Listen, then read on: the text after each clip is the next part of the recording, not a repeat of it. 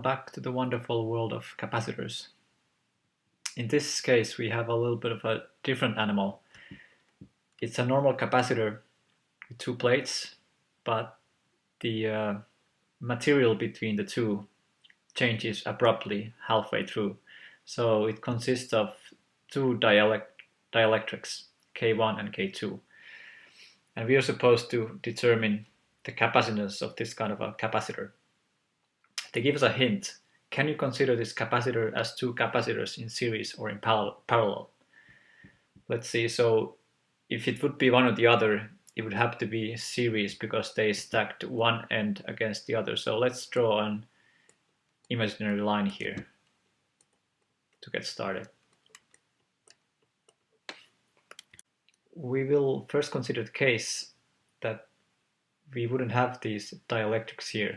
In that case, we would have only these two capacitors in series. And if the area of each plate is A, the capacitance of this first one would be E0 times A divided by the gap. In this case, the gap for both cases is D over 2. So this would be D over 2, and the same for the other one.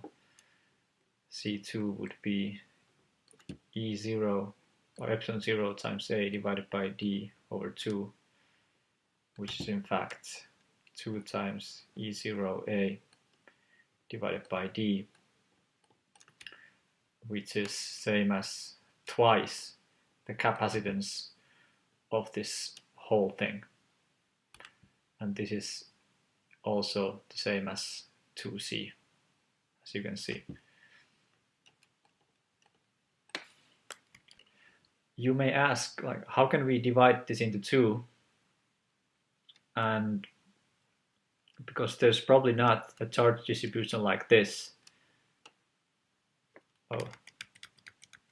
Like this. So if this one is plus, plus, plus, we know that this has to be minus, minus, minus. So can we say that here would be minus, minus, minus, and somehow magically right on the other side of the border we have plus, plus, and we would have two in parallel. We don't have to care what is the actual charge distribution here at the boundary. We know that the electric field will go from the top to the bottom, and because the energy in a capacitor is stored in the electric field, these are equivalently actual capacitors, no matter what the charge distribution would be here in the boundary. Okay, so we learned that the capacitance of C1 and C2 is 2 times the original one. So let's then evaluate what is the total capacitance if they are considered being in series.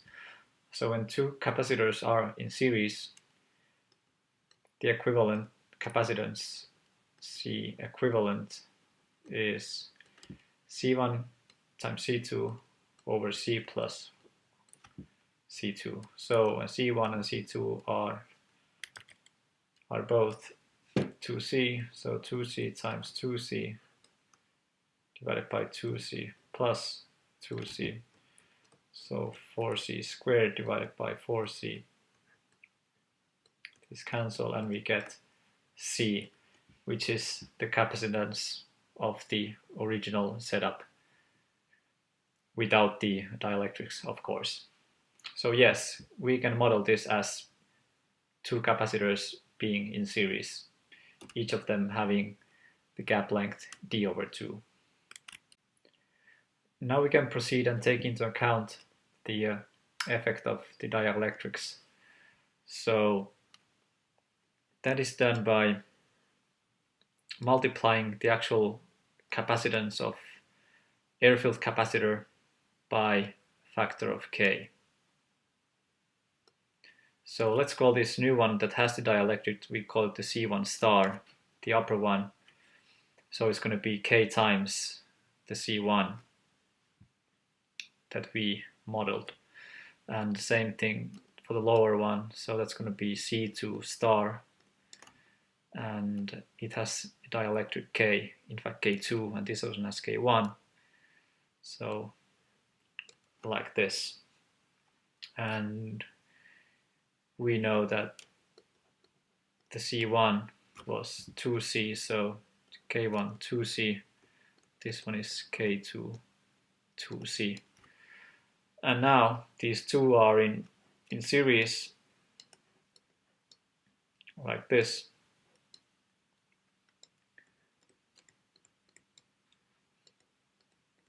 And as before, we calculate the C equivalent by C1 star times C2 star divided by C1 star plus C2 star. And we get K1 times 2C times K2 times 2C divided by K1 2C plus K2 2C. We can take one of these 2C's out, separate like this, and then we have K1 K2 times 2C, and 2C being the common factor here.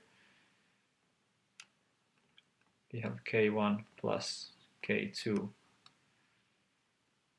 These 2C's cancel, and we are left with 2 times the original capacitance times K1, K2 over K1 plus K2.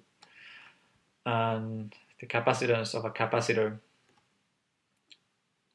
can be expressed as shown here.